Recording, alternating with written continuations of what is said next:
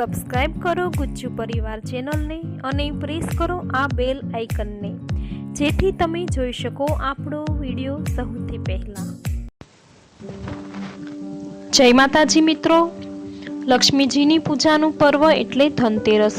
આ દિવસે વિધિ વિધાનથી પૂજા કરવામાં આવે તો માં લક્ષ્મીજીની કૃપા આપણા પર વરસે છે।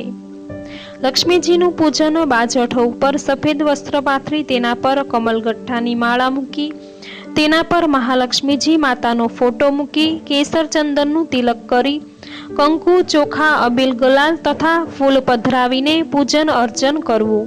લક્ષ્મીજીનો મંત્રનો સતત જાપ કરવો।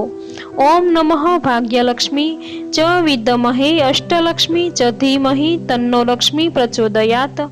ઓમ શ્રી લક્ષ્મીએ નમઃ, ઓમ શ્રી વિષ્ણવે નમઃ એ મંત્રનો 108 વાર જાપ કરવો।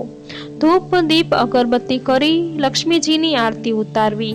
શ્રી મહાલક્ષ્મી અષ્ટક, શ્રી લક્ષ્મી સત્વન, શ્રી મહાલક્ષ્મીની સ્તુતિ કરવાથી મનવાંછિત ફળ પ્રાપ્ત થાય છે। આ દિવસે કુબેર, લક્ષ્મી, ગણેશ તથા યોગિનીની પૂજા અર્ચના કરવામાં આવે છે। આ દિવસે ચલણી સિક્કા, સોના ચાંદીના સિક્કા, દાગીના તેમજ અગત્યના દસ્તાવેજનું યથાવિધિ પૂજન કરવામાં આવે છે।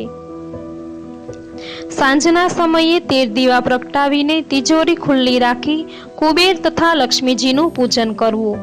ચાંદી કે ધનનું ષોડશોપચાર પૂજન કરીને કપૂરથી તિજોરીની આરતી ઉતારવી।